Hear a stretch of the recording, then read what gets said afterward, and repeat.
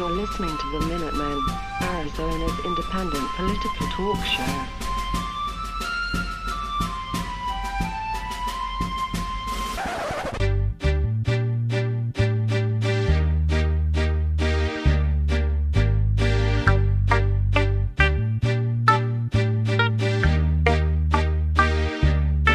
Welcome to a very special episode of the Minutemen. I am your host, CT Rob, with the Dark Frenchman, CT Steve. Hello, guys. And the ever-present Squid. How you guys doing? Special shout-out to Beach Witch, Dali Love, Roger Griffith, Hear Us Roar, Swampbox, E.K. Jablisky, sorry if I butchered that, Kelly Ewing, and Feed Me Please. Thank you guys for being great followers and great listeners. Alright, so we got a interesting show for you guys here today. We're going to be talking mainly about Russia again, the very story that we broke first here on the Minutemen. But let's talk about what happened last week. We sat down with Governor Hopeful, well actually that was this week, we sat down with Governor Hopeful Noah Dyer, discussed, the AZ election going on here. Kim Jong-un said the CIA and they're to assassinate him. I put that in the duh category because, no one really likes him. Right. The Republicans passed a draconian health care bill in the House, which is now going to be in the Senate. And the big story that everyone is talking about is James Comey being fired. But before we get into that, let's get to some basic news. But first, let's get started with how's everyone doing today? Well, it's pretty good, other than just, again, every week, right? It's something new. Something new. And stupidity. I locked my truck keys in the truck. What happens? Well, we've been fucking like 3 years of that. Yeah. Yeah, I'm in a pretty salty mood today. I hope this vanilla Coke can roll me up a little bit, but let's get started with some more stuff. So I don't know if you guys have heard about this.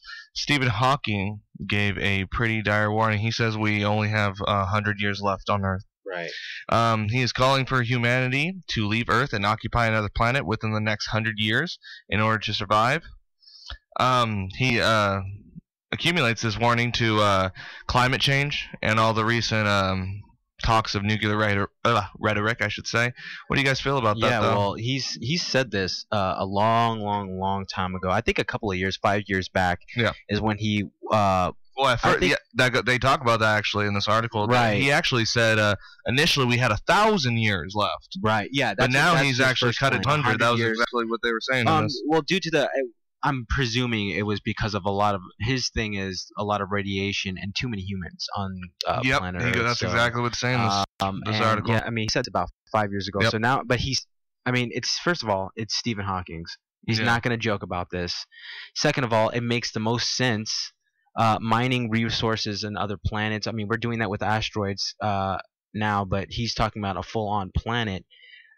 It's not out of the ordinary, especially as we're delving more into the future, or the technology is becoming greater. To be honest with you, do you see that to be the future, Rob? Us leaving this planet and I don't know, at least mining. Well, let me tell you what I found out reading this article more here, and this is from the Inquisitor. He's on to talk about the project. There's a project called the Mars 1 mission, and it's basically a one-way trip to the Red Planet, and it's going to be in 2024. Might I add that they do not plan on having NASA to be a part of this, and most of this. They're not NASA or anybody really. Really? The organization of the Mars 1 mission set out to an invite to those who want to be a part of humanity's first expedition to Mars, which is set to launch in 2024, The Guardian reports. 200,000 people applied, one of the few lucky ones to leave Earth and live the rest of his or her life on Mars. The selection process is rigorous, involving filmed interviews, group challenges, and simulation programs. The final trial reportedly will place a few remaining hopefuls in a controlled environment that simulates the Red Planet's harsh conditions. So yeah, there's that. More on that actually when I go back to the whole NASA not being involved. China is actually reported out now too. They are very adamant about starting a moon base, and they're partnering up with the European Space Agency. Okay. And NASA is nowhere near mentioned in this program. So not only that too, but they plan to send some people to the International Space Station here. So China's going to actually do a manned mission to the International Space Station coming up real All soon. of these explorations that NASA had key handfuls of in the 1950s, 60s, all the way through the 80s. You're saying now this is the first time I'm hearing about this. This is pretty stagnant. I wouldn't go just this far, but it seems to me that they're at least taking huge steps back from NASA in general. Yeah, I mean, you know, they're like, not funding them as much like we've as they talked used to. about on this show. You know, well, the NASA budget that just got done, that was Right. ridiculous. You know, Trump basically said, you know, we're going to Mars, but in the budget, there's nowhere. There's no mention of that. Nothing. You know, as it said, he wants to focus on space exploration. But I mean, well, you're seeing that I don't know, with you know, SpaceX. because like I've been saying, we need to look towards space now to handle Earth's problems. We need to really look to space towards jobs.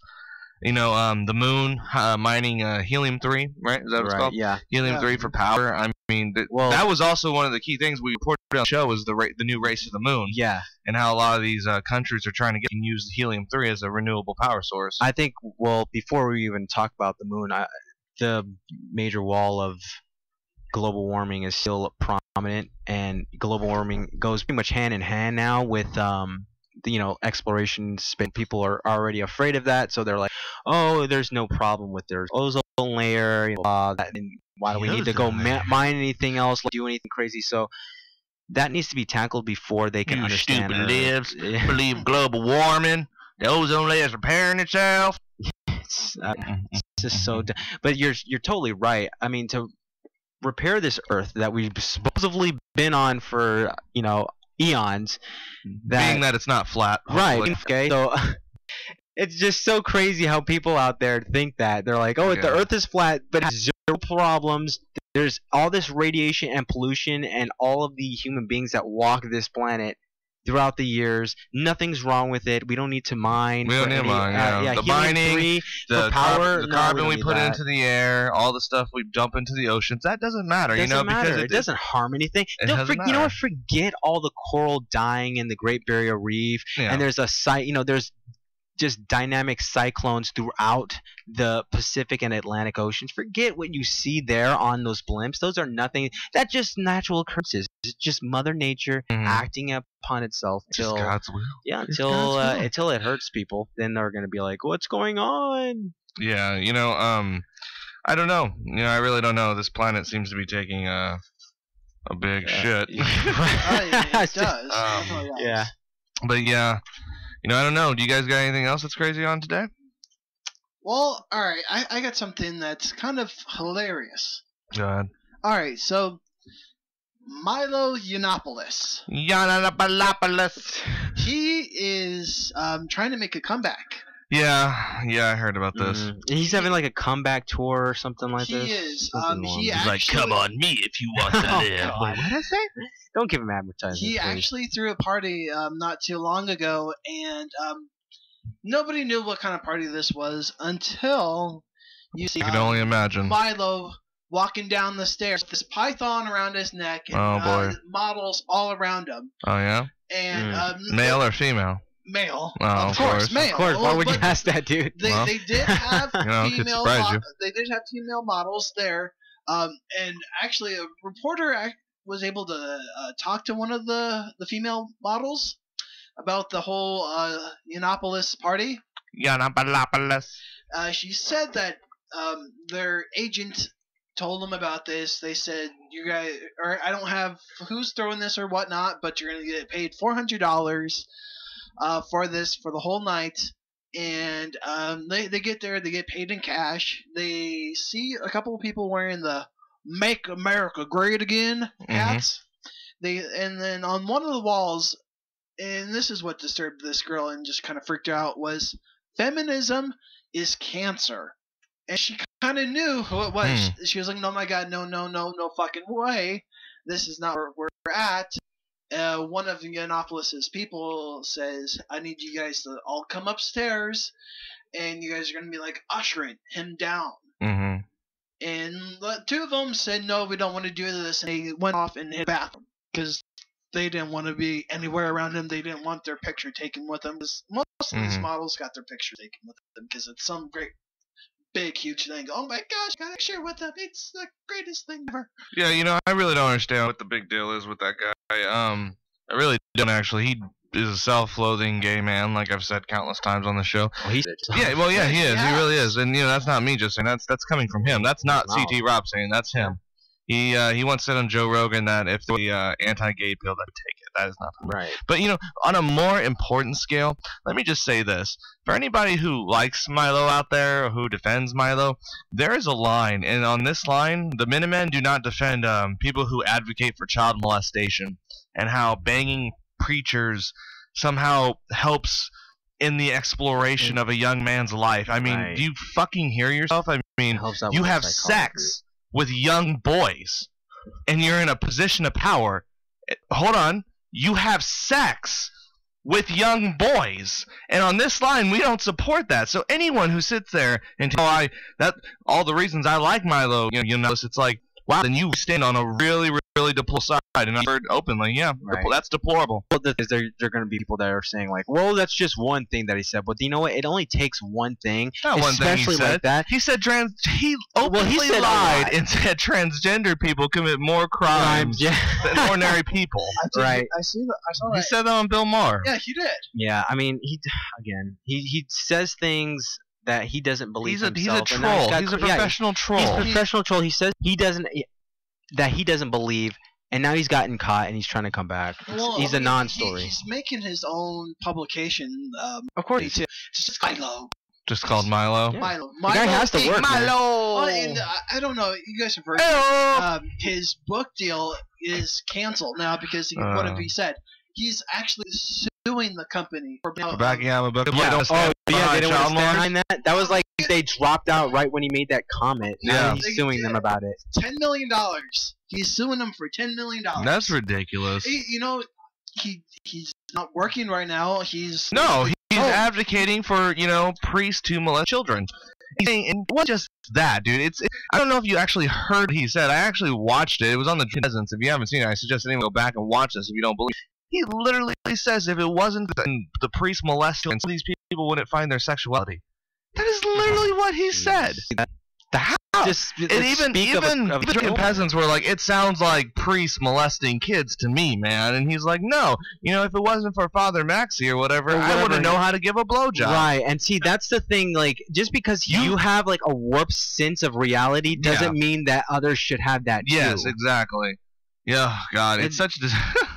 Well, you know what? Okay, so I'm gonna bring this back into a lighter sense instead of all this this talk. You know what? I don't know if you guys seen, but Richmond Times-Dispatch just they dropped a story not too long ago, a couple hours ago, talking about. Did you guys were talking about the South Korea president, the first liberal president won by a large margin. I think his name is Moon Jae-in.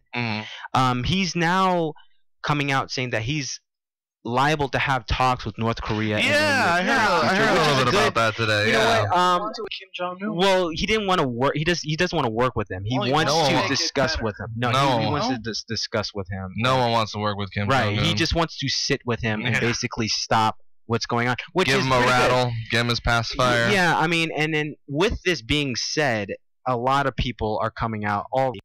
People would, and they're gonna bash and say, oh, why would he want to do that? The guy's a madman and everything like that. But you know what?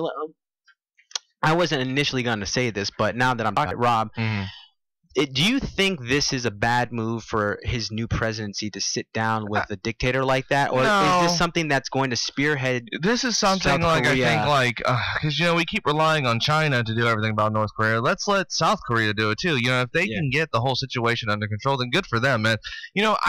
I don't see anything wrong in the two Koreas united. I really don't, because our fault they're even split as it is. It really is. I mean, from the Korean War, it really is. The whole reason, that whole country was split after World War II because of the Japanese occupation. But, I don't see anything wrong with that at all. For the people that are going out and basically saying it's going to make them look weak, and then by proxy, it's making the United States look weak. I don't know how that's looking. I don't understand that. This is only right now. We were just on the show pretty much blurting out there's a code red between North Korea, South Korea, China, and the United States. This is only helping. This is baby steps to this is mending a large wound, guys. So for you to go out and bash it and say this is wrong for them to do this, it's too early, just normal people on the right.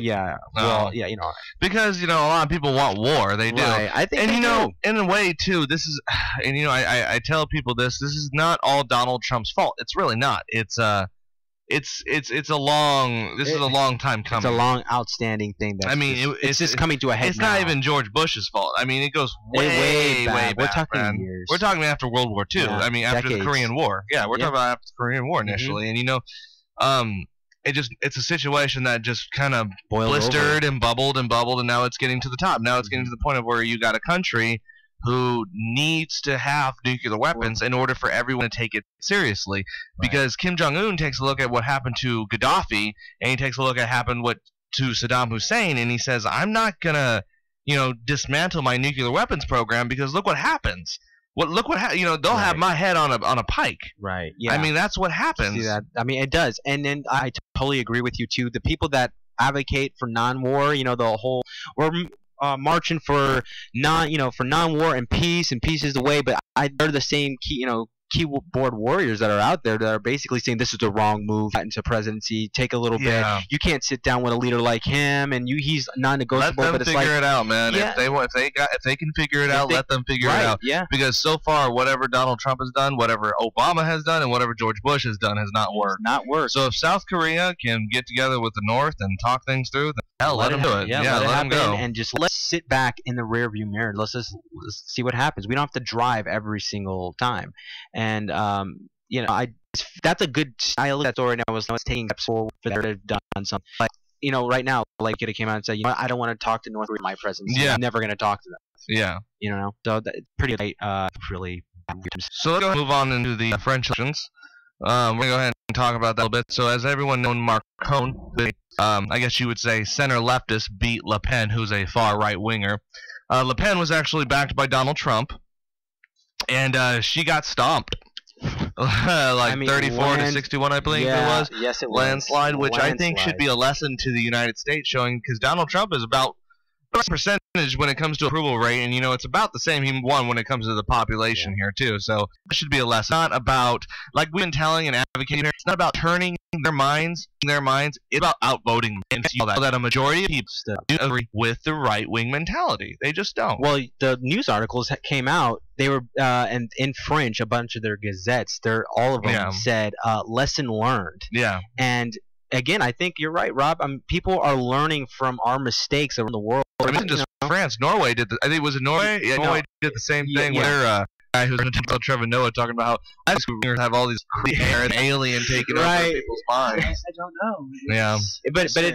But it's funny though because I in some of this I'm gonna just say it makes me happy because at least not the entire world is crazy. Yeah. I rather we be crazy. Yeah, we're America #1. Okay, fine. Because let me just say the French election, man. That was it. That was the world would have changed. That would have been detrimental. If Le Pen would have won, the world would have changed. It would have. Oh, definitely. The EU would have been done. Yeah, it would have. I mean, you're talking about world leaders. Yeah. Being on the same page, taking a completely different turn in the world. Right, yeah. All right. Well, there is actually a list of like the key 5 things that kind of helped with the way. One was the part they didn't change in that. Another one was how young and quick learner Macron is. I mean, he's the youngest. Younger. Yeah, he's the president. Yeah. Since what's his fun thing? Oh, we don't care. He's French. Yeah. One thing was now. I mean, right before the election, a lot of fake news. Came out.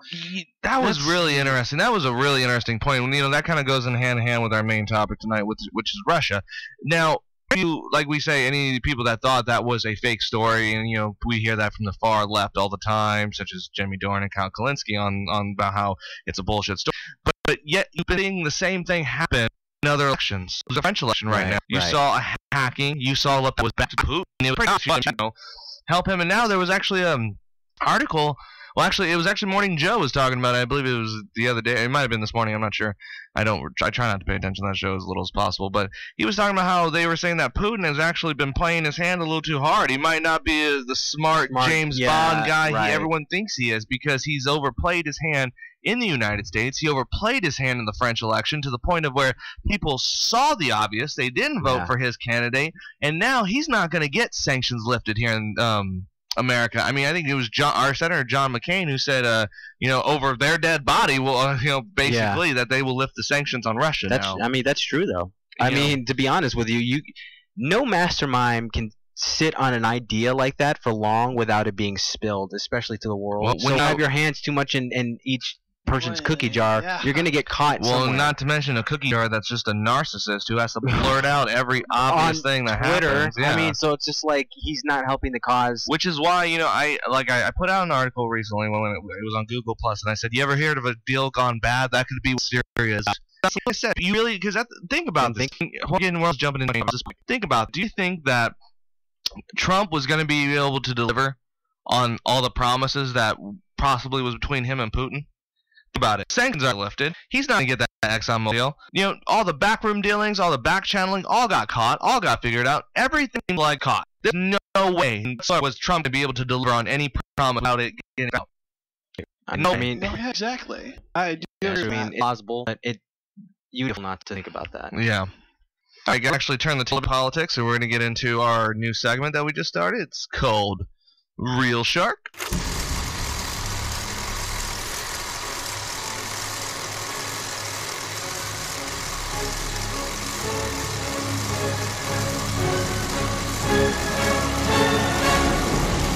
Alright, and on today's episode of Real Shark, we're going to be talking about movie reboots, and it was actually Squid who brought up this topic for today's show. So, Squid, why did you want to bring up movie reboots? Alright, so... Shoot it!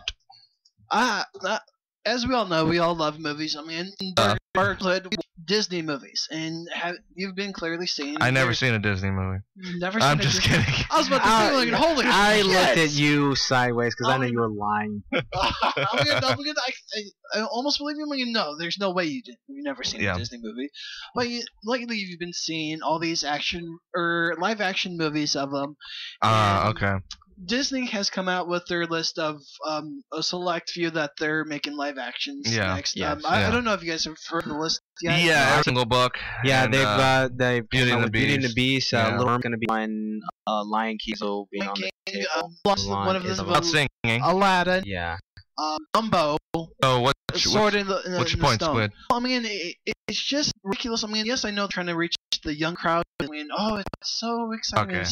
I got live something to say action. about But the other reason why I brought this up is because yesterday I was on Facebook, I was scrolling through things, and something caught my eye.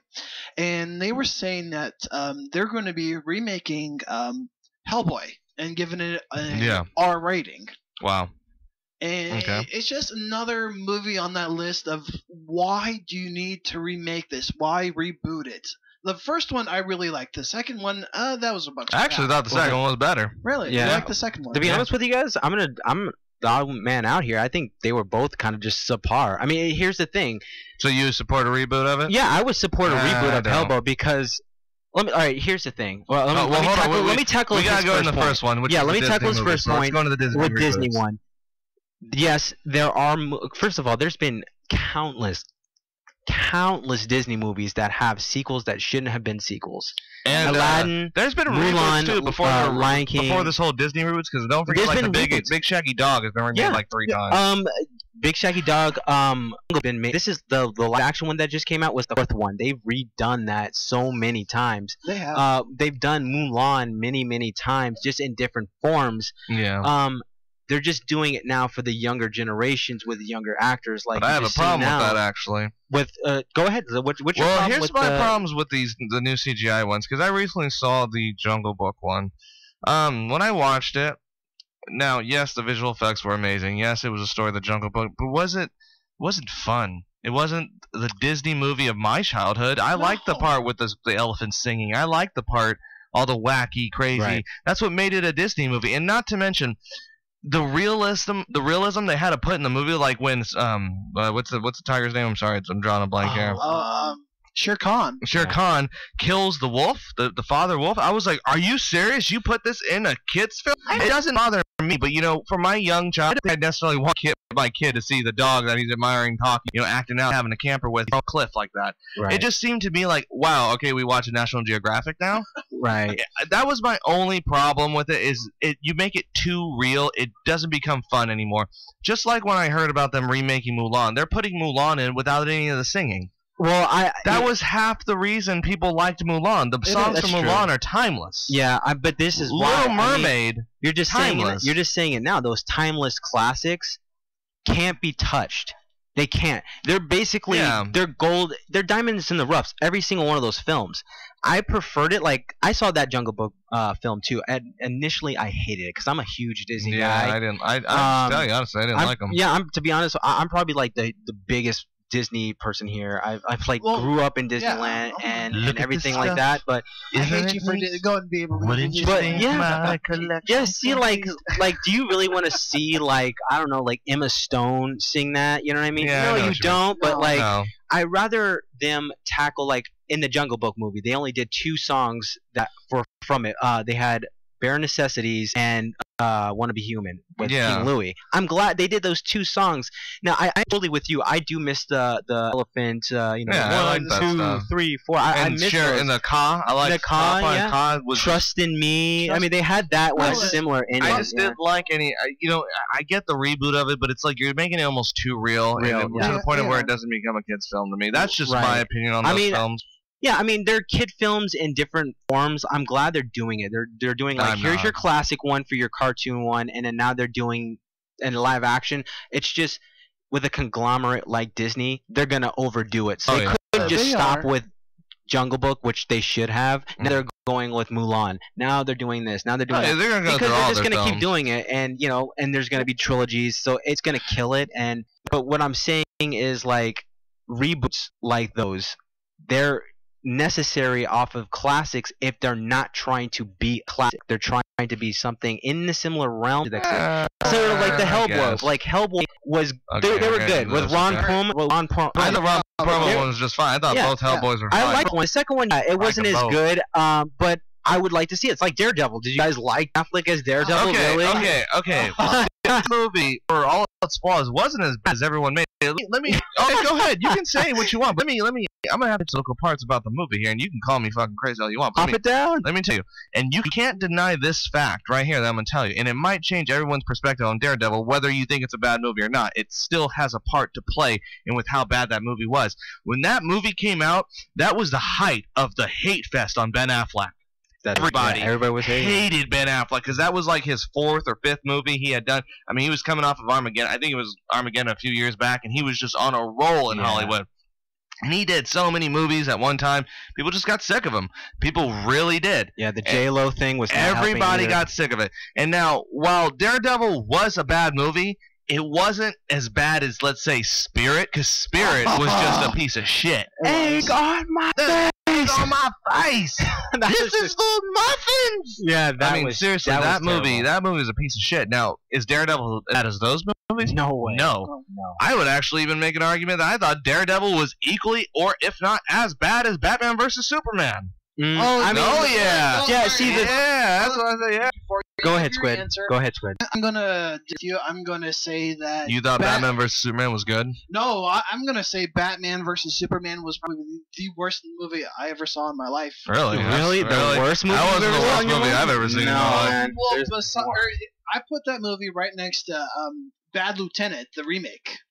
Yeah, Bad Lieutenant is a bad movie. Terrible. I mean, but see, again, it's going back to that thing where what is a reboot and what is a remake? Yeah, I was trying to be a reboot. I was actually just gonna mark that here. See, like let's get into the whole thing. What is a reboot and a remake? Like RoboCop. Reboot, yes, like RoboCop. Yeah, that was a reboot. That was just shit. Okay, I never saw it. A remake is like Invasion. Like Invasion of the Body Snatchers, and then the movie Invasion. That was a remake. Yeah. A reboot is like Spider-Man.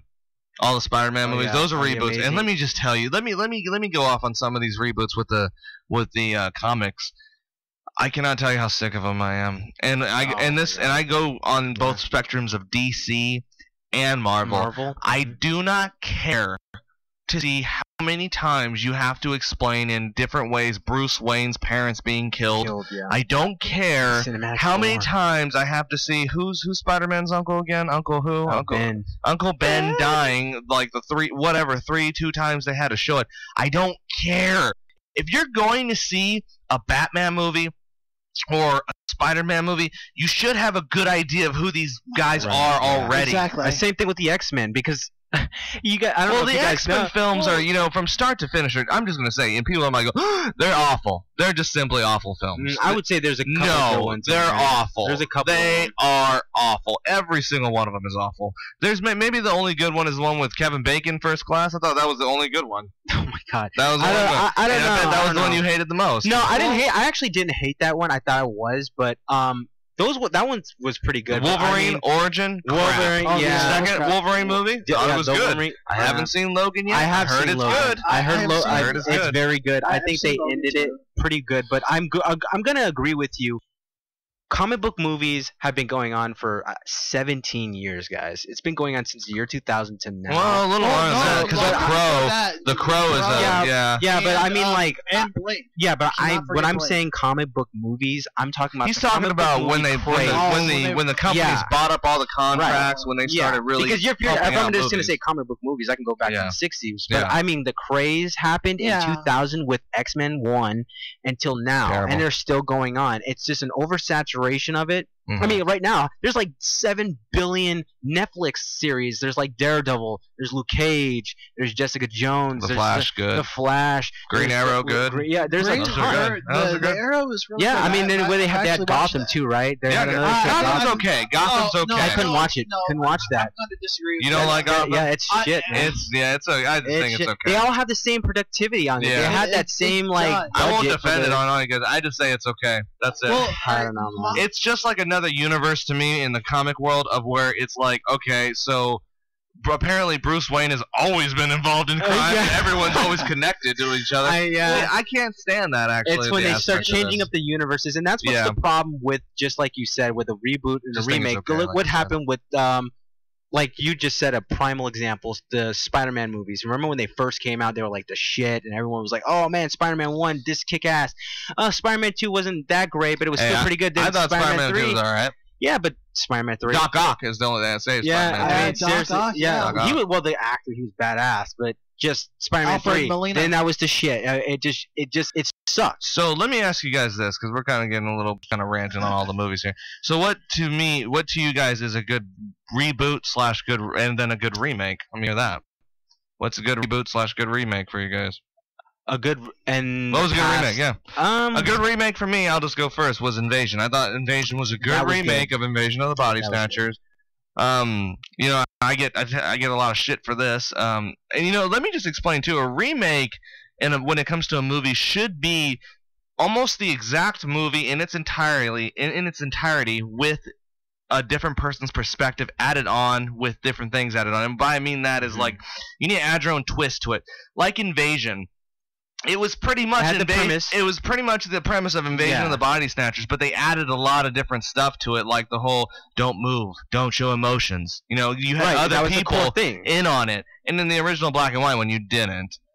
A good reboot, probably the I'd have to say X-Men, if you call X-Men a reboot. I mean, they kind of all been rebooted one after the other. No, I wouldn't even say that. God, I'm kind of drawing a blank on what is a good reboot, honestly, because I haven't seen a good reboot in a long time. To be honest with you, I would say, just personally, off the top of my head, that I've seen a couple of days. Oh, you know what? True Grit was a pretty good remake. That was a good remake. That was great. Okay, a good reboot. I got one. Was The Dark Knight was a good reboot. The Batman Begins and The Dark Knight was a great reboot. Well, then again, I mean, it's like you end with Batman and Robin, one of the worst. I didn't say the third one. I mean, bro, I just said it was a good reboot. You could have just drawn Batman. I told you, let's not get into ranting on how bad, because I can go on forever about how terrible Dark Knight Rising, from the title, of how terrible the title was to the ending. But I can, and I will probably, to much people's surprise, agree with you because I am totally in agreement. I hated it, but that was for me personally, True Grit. I just believe it was good, but then again, it's just kind of a bias for me because I just can't stand John Wayne. I don't think. Oh, you don't like John Wayne, really? No, he's not a good actor at all. Oh, really? Whoa, those are some fighting words. No, I will go to my grave with that. He sucks. I cannot stand any of his movies. It's like saying Charlton Heston's a bad actor. I don't know. Charlton Heston. Get your stinging paws off me, you damn dirty apes! That was classic. John Wayne is just shit to me. Wait, whoa! Did you just say Planet of the Apes are shit? No. Oh, okay. I said John Wayne. I was gonna say Planet of the Apes, but here's another one. That's Planet actually of the Apes. That's actually a reboot. Good reboot, actually. That's a good reboot, but the new ones are the one that Tim Burton did was crap. That's exactly. But it was crap. Michael Jackson looking.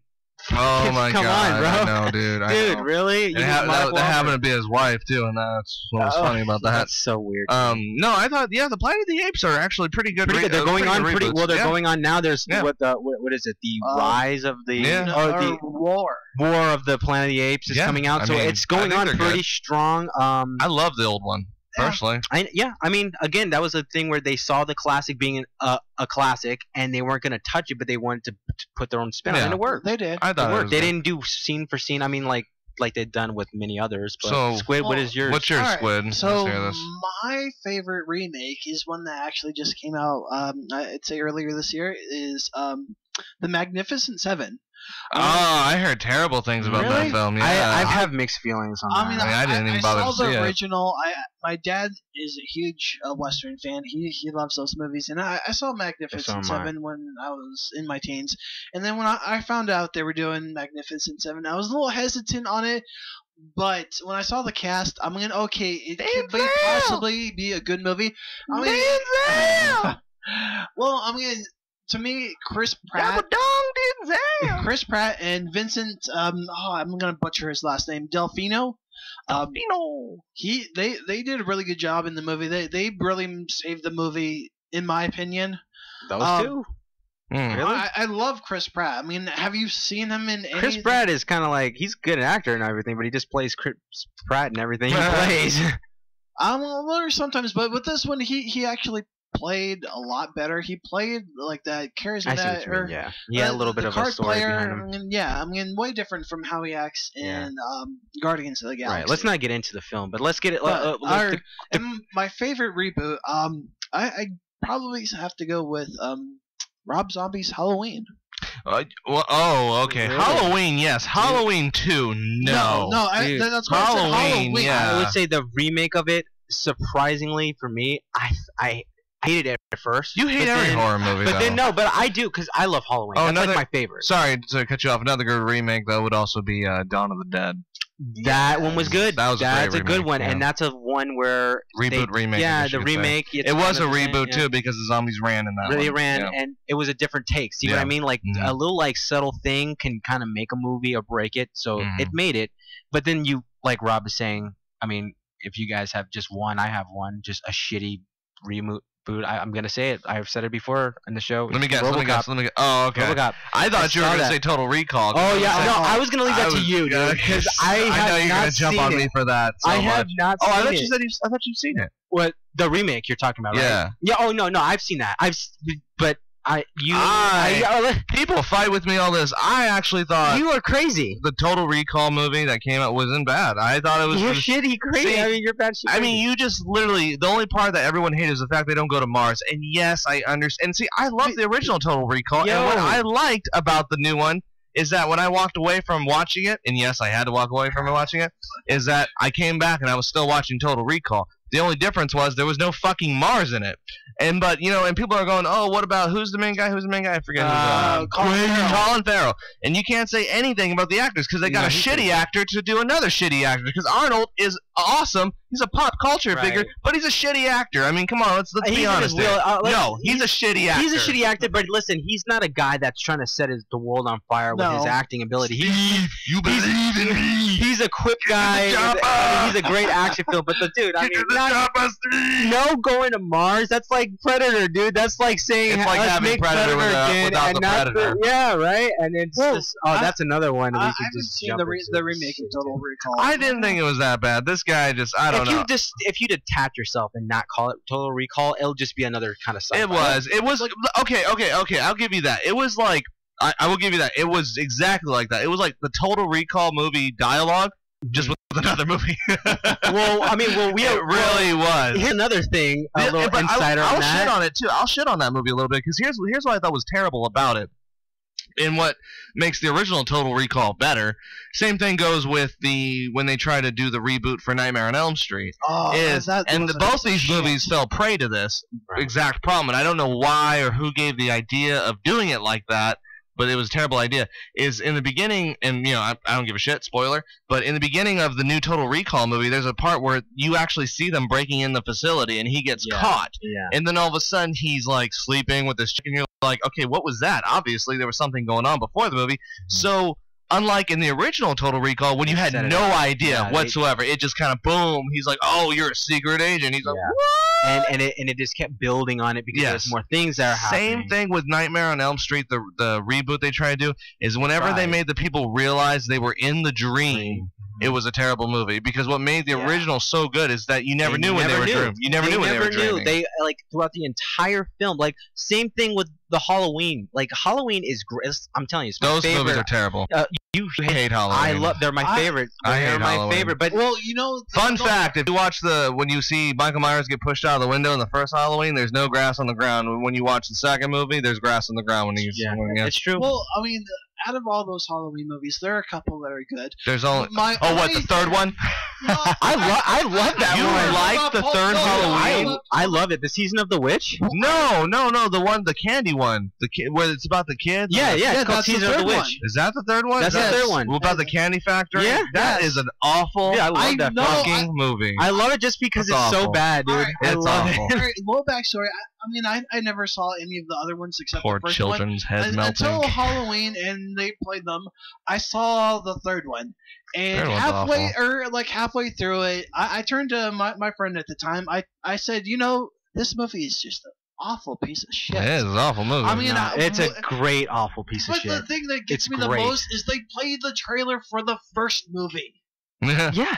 I mean, are you shitting? That's great. No, that's great. That's great marketing. Stupid. Go watch the first one, and then we're gonna shit all over you by throwing this one. Sounds good. The third one is crap. I'll be alone on this one. But we're all getting we're all in agreement of what is a reboot and what is a remake. I mean, me and Rob off the mic here, we've been talking countless hours about like when the new Thing came out. Remember that? That's a remake. That's a remake. Oh, you mean the second one? The second one. I liked it. I thought it was not a remake. It's a prequel. It's a prequel, it was a thing where people automatically shot it from the beginning because the Thing is another classic. It was good. I was like, I think it works. But here's another thing that worked, where a Prometheus was just it tried so hard. Why do you want to bring that movie because dude, it tried so hard, man. I mean, come on, dude. Alien Covenant's coming out too. I gotta bring that up. Yeah, no, Alien Covenant's gonna be good, but yeah, I think Alien Covenant will be good. From what I've seen and what I've read about and all my sources on it, seems like it's gonna be a good film. Yeah, you wear your Alien Resurrection shirt. Yeah, whatever. I don't understand. God, whatever. Well, I mean, why don't we go see it, and then next week we can do a whole episode of Alien Covenant. Yeah, we can do a whole review on it. Yeah.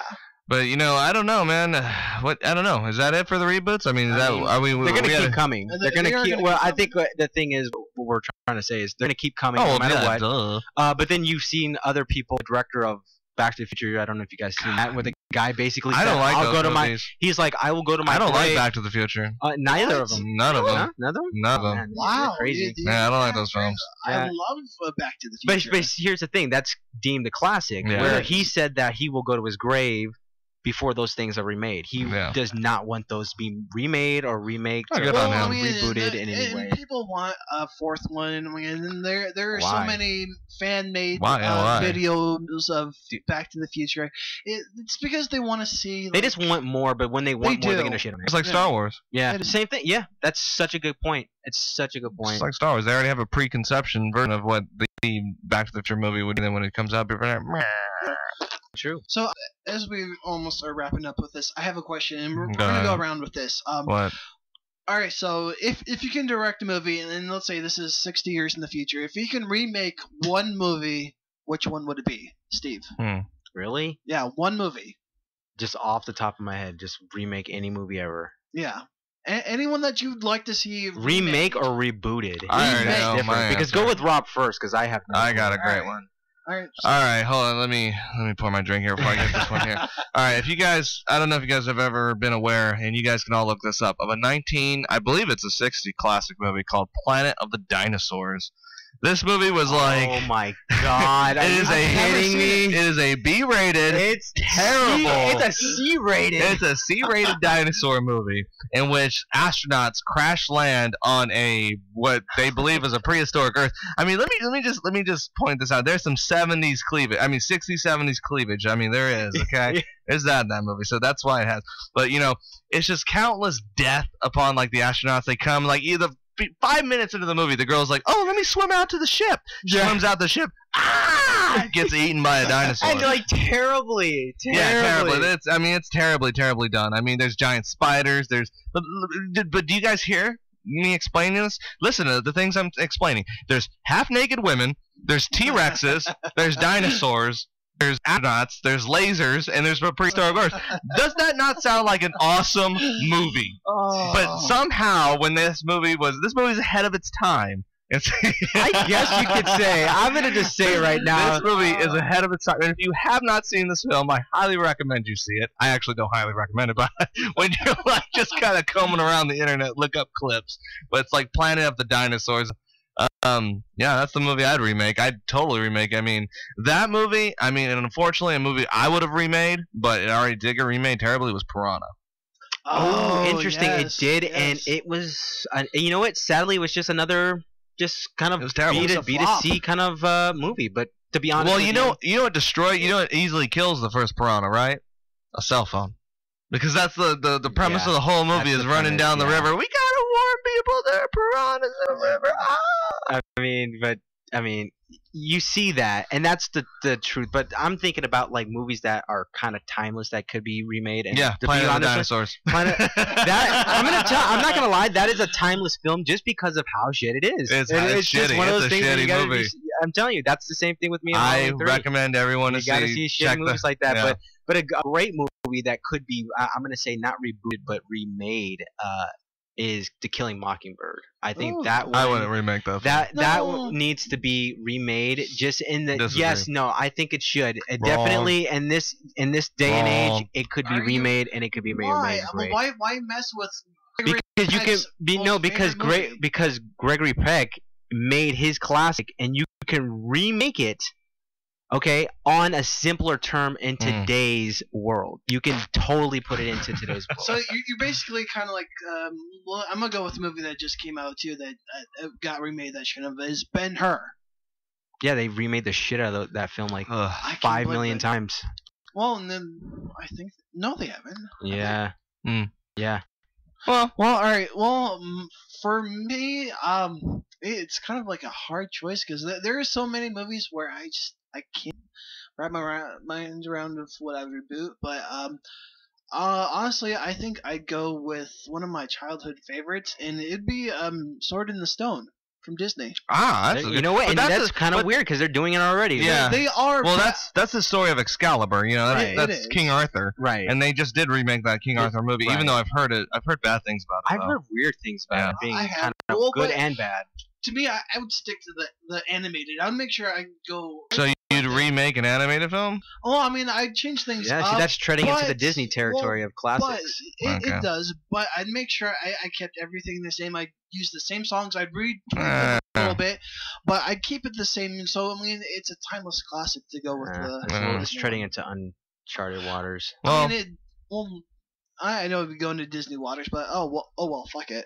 You know, remake it Halloween 3. That's what I say. Oh God, why? Kids' I'd heads burn melting. it. I'd burn that one. all right. We'll be right back with our main story. Russia, Russia, Russia.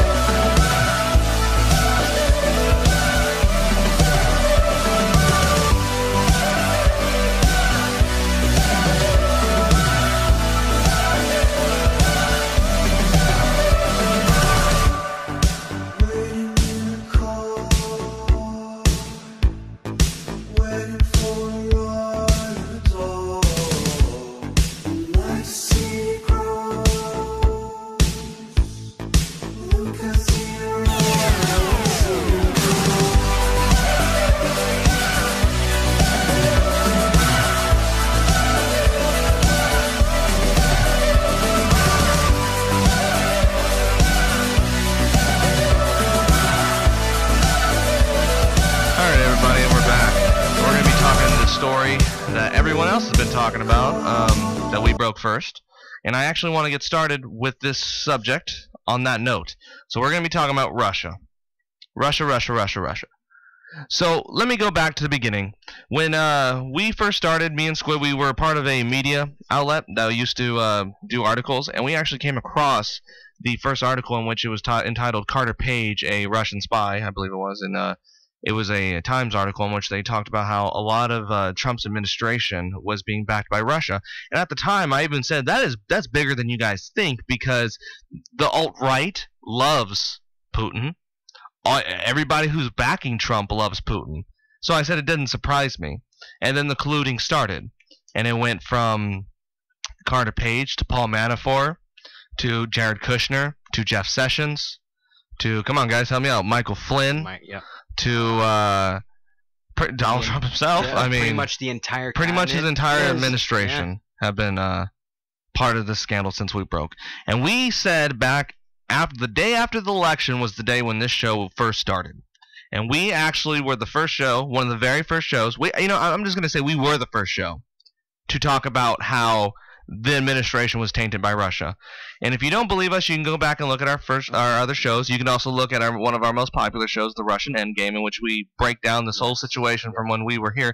But let's get started with the obvious. So James Comey was fired. He was let go from the FBI during the investigation into the Trump administration itself. And this, there's a interesting article that comes out from the New York Times saying, days before firing, Comey asked for more resources for Russian inquiry.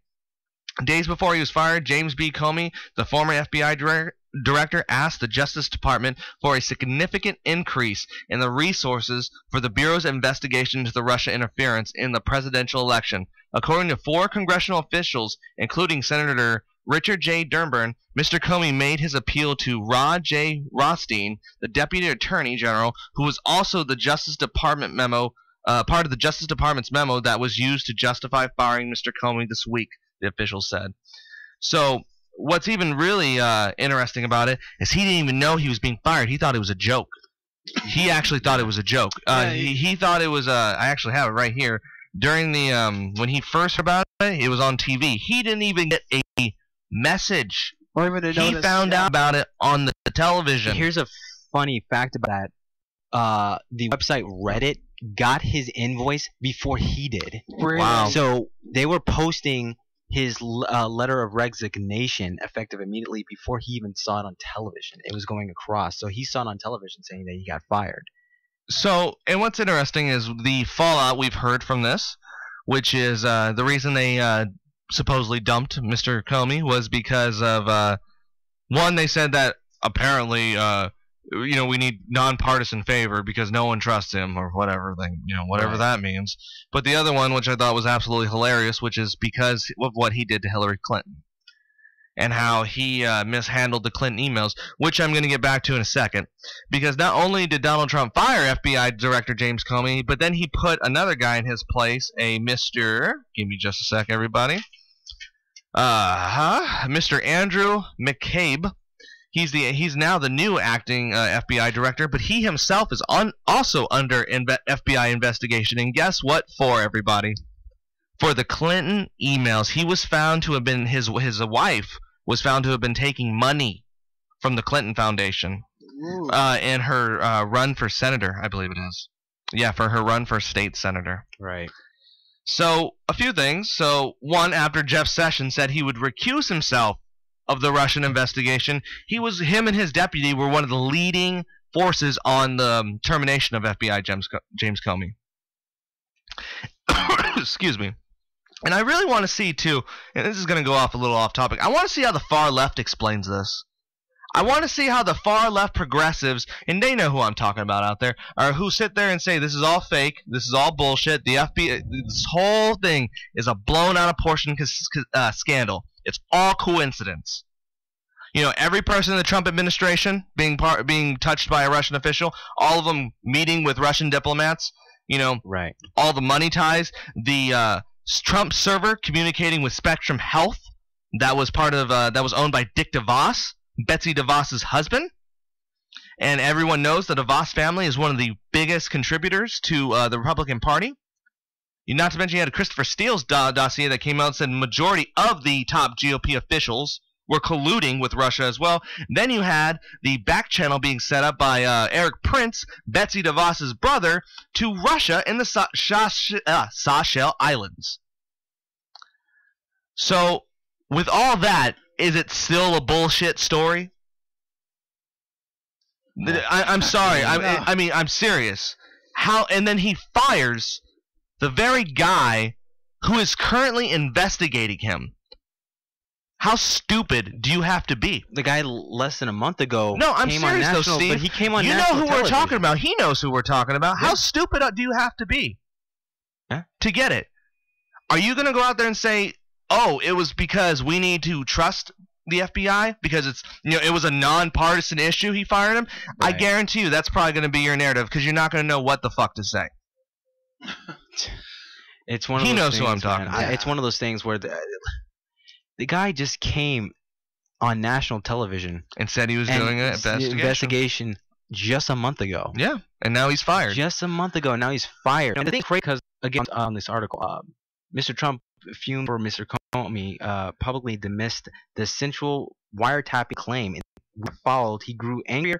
Began talking about firing me, like we already knew. Yeah, that was a big topic. I didn't remember. He jumped Twitter later, but after this, the stirring of the last of that weekend of when Comey came out and announced his investigation, and while watching Sunday night talk shows, what he was doing, he decided then that he was going to take him down privately. Yeah.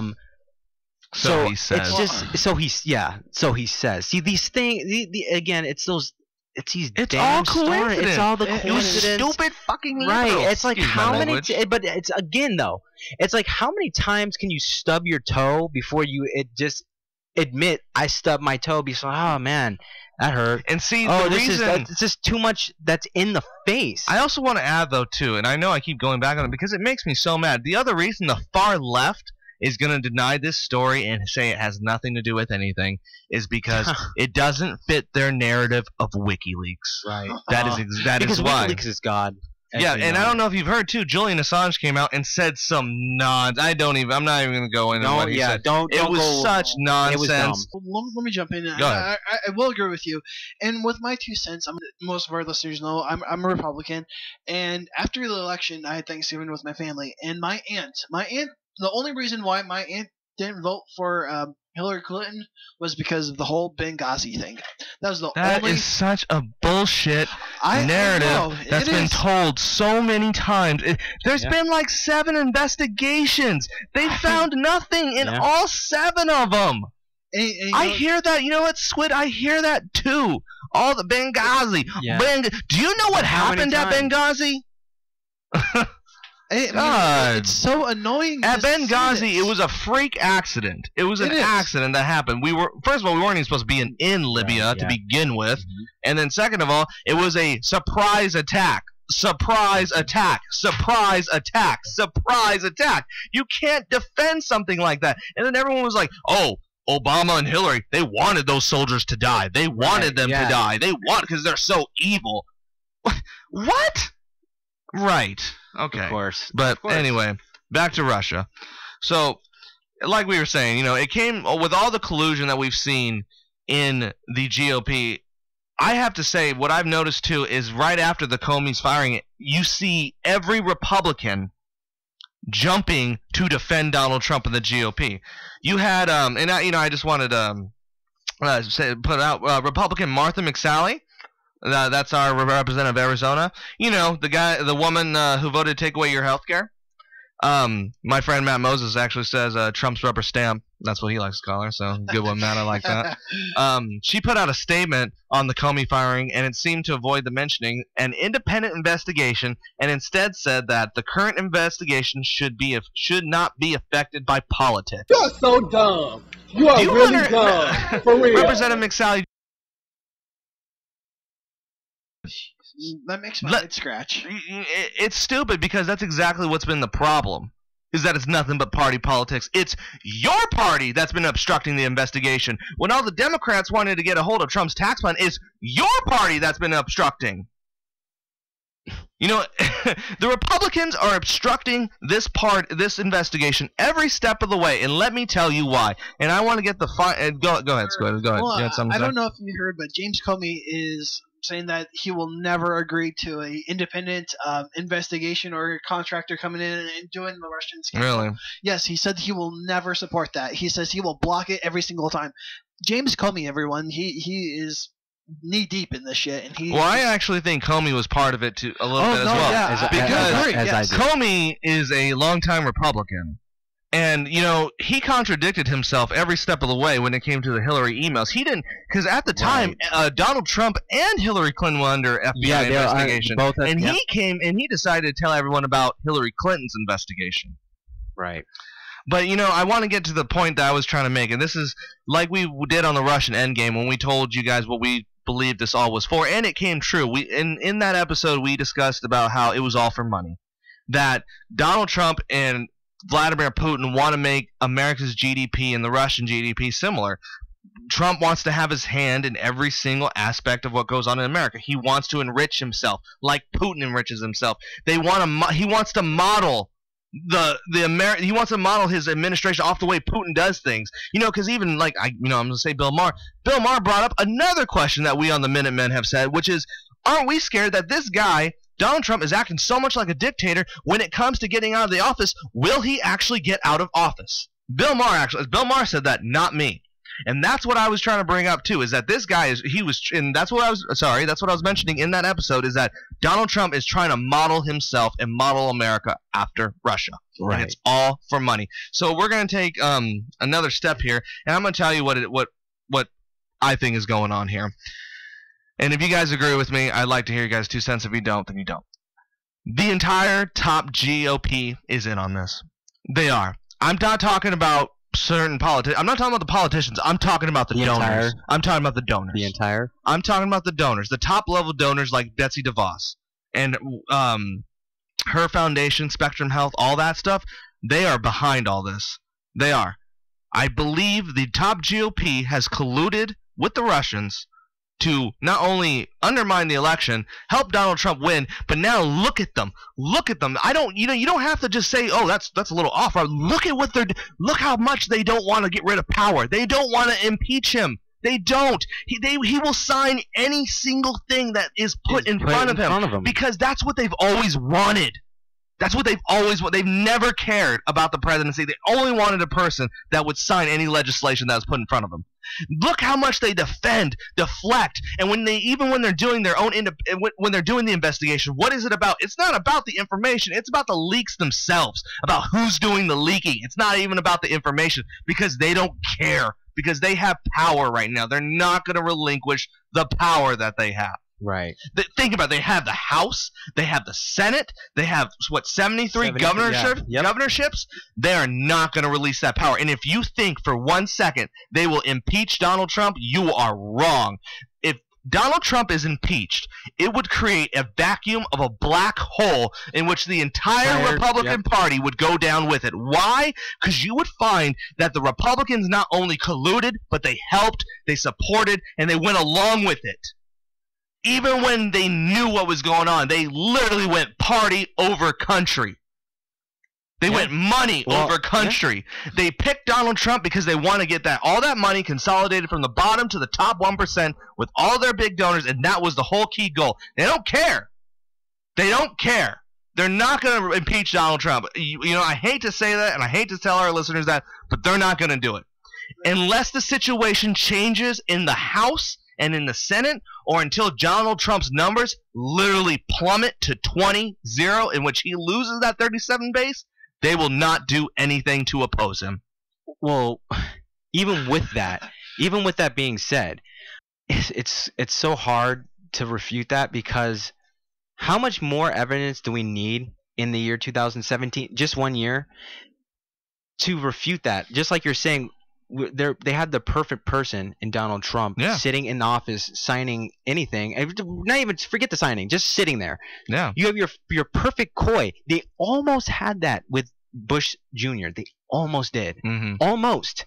Because, look, it's the same thing, right? I mean, remember the whole, they actually did have that with Bush. They got everything they wanted to pass with Bush. Almost, yeah. It was only until the Iraq War started to spiral out of control. I was going to say, just when that was out of their hands and out of their reach is when they were like, he was good while it lasted, but we need someone better. And Donald Trump, I'm sorry to say it, but he's better than Bush, yeah, because he's the perfect coy. But like you said, it's a house of cards, everyone.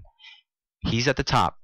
You pull that down, they're gonna fall. And it's so hard to say that because I don't want to say it either. But let me just tell you. Let me sum it up. What I was trying to say too, real quick. They have named him emperor. He is emperor of America. He has crossed the Rubicon. I mean, think about it. I've never seen a more abusive power since Watergate. When not even Watergate. Nixon fired the FBI director that was leading the Watergate investigation. Well, what happened after that? A month later, he was impeached. Yeah. So people are saying that now, but I'm like, I don't think he will. We get that, and that's what I can't refute it. I would like to, but it's like at this point, I can't, in a conscious mind, say that because it's just not going to come true. Once you have the Senate, you know what I mean? It's kind of like at that point you have the House. You have the power. That right there is infinite power. You pretty much do. And like you said, are you really thinking that they're going to step down? Do you honestly think that he's going to destroy their own party? They're going to be like, you know what? It's over, people. No, they're going to. It's that thing where it's like you're gonna have to pry it from their cold, dead hands. Literally. Yeah. They will. No, I'm not joking. Listen, he's not joking, and neither am I. They're willing to go. They will go to war before they give up the power. Yes, they will get us involved in Syria. They will get us involved. Will get us involved in North Korea. Yeah. They will get us involved in a foreign affair before the GOP will fall. And you know what? I'm not. And I just want to make my statement clear. I am not a conservative hater. I don't hate you if you're conservative. I don't believe that every conservative is evil. Not necessarily. That's not what I'm saying. I'm saying the GOP, the foundation of the Republican Party, is corrupt. It does not care undoubtedly about America. It only cares about its donors and about furthering its own agenda. And rising to more and staying into power. And think about it. Think about what the majority of the Republican Party is backed by. Big oil, big pharma, big corporations, man. I mean, they are the party of corporate America. It's the trifecta. Corporate America has made a coup on this country, and they put Donald Trump in there. We talk a lot about when FDR was almost. We talk a lot about the show about when FDR was almost overthrown by a. They wanted to put a fascist regime in America. That's what happened. That is what happened. Guys, they have repeated history. They have just did it. They just completed the plan. Big oil, big corporation have literally taken over the country. They got rid of the president. They put someone in power who they like, who's going to do what they want. And the GOP is the front for that corporate America, the politicians that push all the legislation for them, and they are not going to get rid of power. No, I mean, you're totally true on that. I mean, no, he's just telling you what's happening now. It's not what he's predicting because again, we're seeing. Well, people are waking up now. But yeah, well, here's the thing. Here's the thing. Before you get to your point, Squid, how can you not? We've already talked about the people of the world and how inconsiderate they are, selfish, and but on both sides. But how can you not at this point though? We're getting deeper and deeper into this hole pretty much of chaos, and just like you said, if you honestly think in your heart of hearts that he's not at this point, the GOP is not involved in any way, shape, or form, I to be honest with you, I don't know what you need, because are you holding out hope for that impeachment? I think that's what people are trying to. It's not going to happen. Like, I will, once I see him actually get impeached, then I will believe. It's like, no, it won't, because they're going to always find solutions, guys.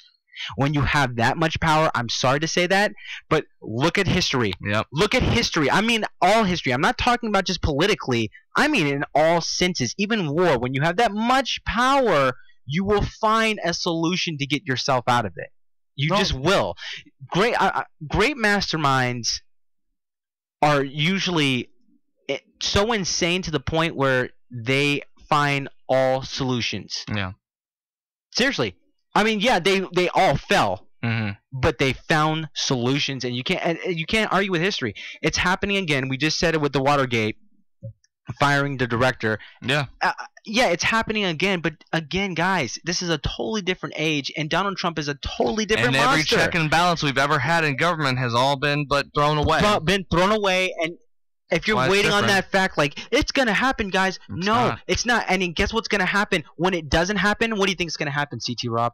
They're going to go and they're going to attack the party again. They're going to go back and they're going to fall on their hunches, and they're going to look for more scapegoats. Because why face your problems head on, right? Right. Why would you do that? Though? No, it's not a basic instinct. It's just the thing of, I don't want to we've already lost now, and I don't want to take it on another level, so let's go ahead and attack the people that are trying to look for other solutions. Right. Oh, looking for another party? Oh, are you kidding me? Now you're not a purist. Yeah. You're not a real Democrat. Why are you saying this? Why is Bill Maher coming out and saying these things? Right. Why is the Minutemen saying these things? Because they need to be said, because they're happening now. Yeah, it's time to drop the whole party politics and time to unite behind your party. Seriously. Yeah, at this point, that is serious. Because at this point, if people, you should be scared.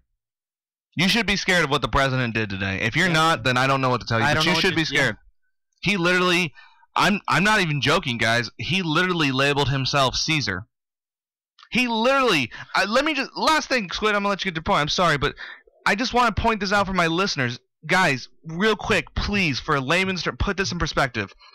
He just fired the guy who was investigating him. The man who was leading the investigation into him. If any of us did that, let's say Squid is under an FBI investigation and he murders the FBI guy who's investigating him. Are you just gonna let that go? Are you just gonna? I mean, what if he just makes that guy not even murder? Let's just say he makes that guy disappear. You gonna let that go, or are you gonna say, "Hey, he was probably guilty of something"? And you know what? The fact that James Comey asked for more resources tells me that's exactly what it was going on. As the GOP was more on it, because that's the only reason. Think of why the FBI would need more resources. Why would he? Why? Just ask why. Unless it was something so big. He needed more resources, like the entire GOP. But why now? Why would he ask? I mean, just ask. I'm just asking. It's the same thing. Why fire him? Well, same thing.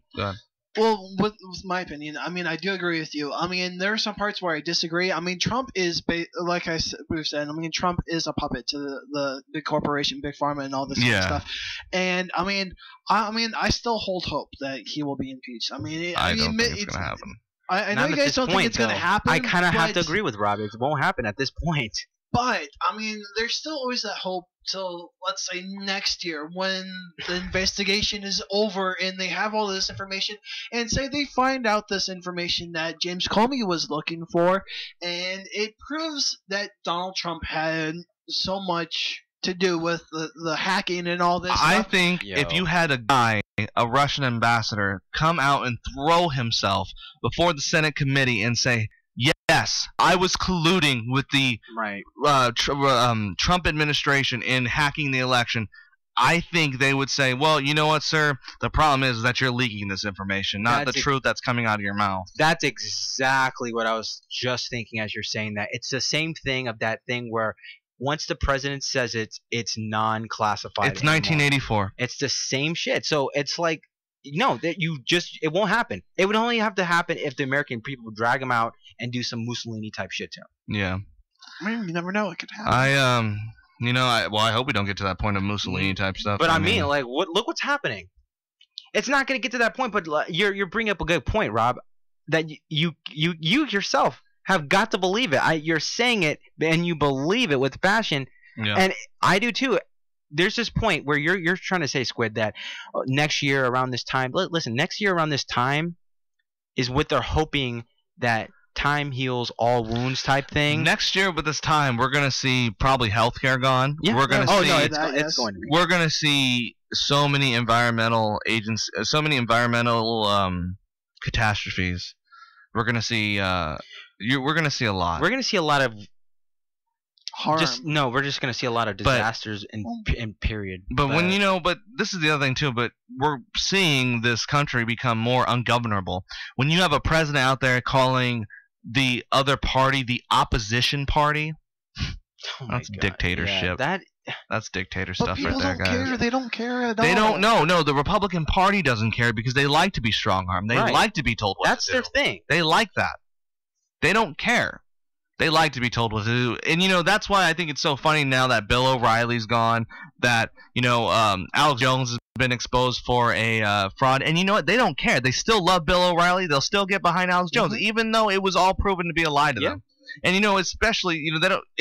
It just doesn't matter, Squid. It just doesn't matter to them. And that's why I say we got to outvote them. And on this matter, we are going to have to outvote them because I do not believe that the GOP, the base of the GOP does not believe it because, of course, whatever Trump says, Trump, goes. Right. But, I just don't see any, in my final thought, I really don't see how you could deny all the evidence at this point. That is true. And with my final thought, I mean, I hope with the next election to see the House and the Senate go to the Democrats because we're seeing so many town the rallies. House and the Senate, huh? Well, I'm saying I'm hoping. I mean, I'm not going to promise anything. I'm just saying I'm hoping because we're seeing with all these town rallies, all these Republicans, they're getting trashed. Yeah. Everybody's so pissed with their Republican. The left is senators. on fire. They are. The left is very on fire. That's why I think with next year, I mean, all these Democrat voters, all these Republican voters are going to say enough's enough. We need a change, and they're going to vote for Democrat senators. I hope so. I hope so. But guys, I'm going to tell you right now, I don't think it's going to be like that. I think it's going to be a repeat. No, it's not going to be a repeat. I think there's going to be more of a. It's going to be a slugfest, sort of, because more people will come, but the people that you think that are changing their minds now, do you really think that they're not going to change their mind come next year? Yeah. I mean, to be honest with you, think about that. People change on a constant. We have the rest of the year to happen. Okay. There's a lot to more from this man that we've yet to see. There's going to be really all it takes. It's like a comeback. All it takes is one good comeback to get people back. I'm telling you. I'm just am going to be the grimmest person in the room about this. So, one, I'm going to say my final thought on the Trump-Russia situation is we will never know the truth until the end of his presidency. Yeah. We will not know until the end. I promise. I guarantee we won't know until the end. It'll be like JFK. It will go down the years until somebody finally admits something. But as of right now, where they hold the power, they hold everything, they do the cover-up, I mean, it's just instantaneously like that. My fear in the next couple years with all this information, with Trump basically labeling himself emperor, is one, he won't get rid of power. He won't concede his power. I mean, when he first got up there and said, I don't know if I'll, listen to the results of the election. When I first heard that, I was like, dude, like countries in Africa go to war over stuff like that? Like, do you know how dangerous that is to say? So let me flip the script on you. Let's say when he's running for re-election, he's like, well, you know what? I'm not going to concede the presidency because I don't think the results were real. Yeah. That's one of my fears. But my biggest fear is we'll never know because the GOP won't let it happen. Yeah. And I agree. They won't let it happen. I agree. This would be the end of the Republican Party. And it would be the end of it. I'm telling you guys, if you really that they're going to go down without a fight, a fight, not even just a fight. Do you really think they're just going to go down, period? I mean, but that also goes what you were saying, and I want to give my thought on the next election cycle. I have, at this point, this host is fearful of the next election, and it's not because I'm not scared of the Republicans. I'm scared of the left. I'm scared because the left can't stop bickering. Yeah. I'm scared because the left has to constantly bash itself. On this show, I'm a person too. I stand my guns. We stand our ground here on what we believe in our platform. But we also know what is party politics. We also know when it's time to draw the line on your vote. And like we've explained why we voted for Hillary, it came to the point of where when they're sitting there yelling, not throwing up Nazi salutes, that's when you got to say, you know what? I got to put all my partisanship aside, and I got to vote for what's right. Yeah. No matter what the cause is, even if it went behind my core beliefs, I can't let fascism take over the country. But that's what you did. Mm-hmm. I like Jill Stein too.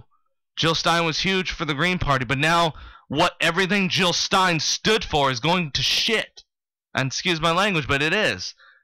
The environment is not going to be protected. We're going to pull. We're even talking about pulling out of the Paris Climate Accord.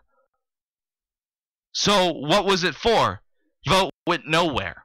And see, that's my fear, is that they won't get behind, no matter who it is. And I mean this too. I hate to even say this. If it's not Bernie Sanders, I don't think they stand a chance.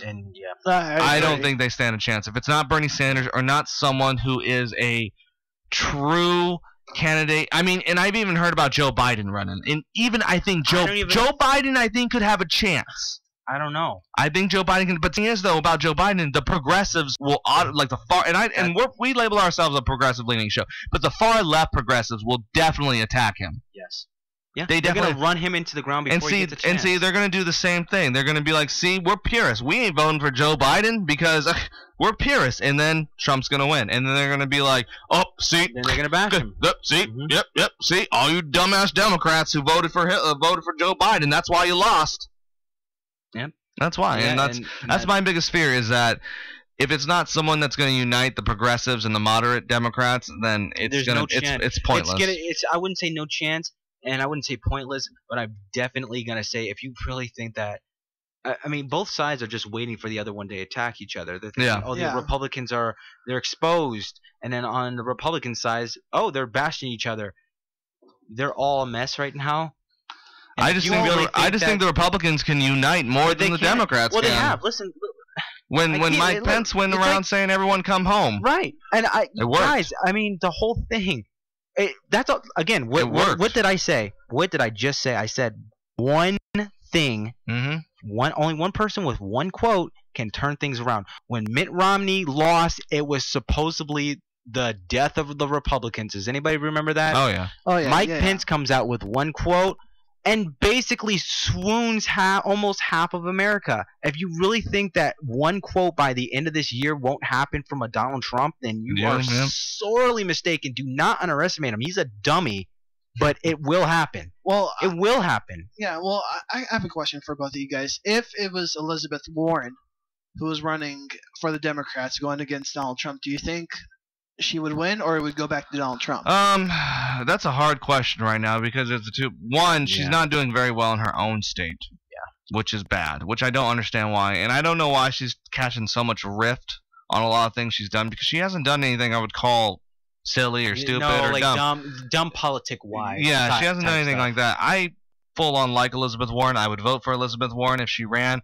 However, I think there's also a sexist aspect that takes place in our election cycles. So in that respect, I don't think she would win. Honestly, right. I agree. It's the same thing. I don't right now she's far. It's too early, but would I like to see? Yeah, I think Elizabeth Warren should run. In a perfect world. Yeah, that's another topic. For another show. Yeah, so that's answering your question, Squid. I like Elizabeth Warren, but as of right now, I have fear for her, because you even have the far left attack Elizabeth Warren at times. They hate Elizabeth Warren at times. Because at one point she's like, oh, we love her because she's progressive, and then as soon as she doesn't say anything about the North Dakota pipeline, it's like, oh, thank you guys for joining the Minutemen today. This is CT Rob with the Dark Frenchman CT Steve. Yes, thank you. And CT Squid. We'll see you guys later. Hey guys, listen, like, subscribe. Just drop us a comment, guys. We're always interested in hear what you have to say. And the Minutemen out.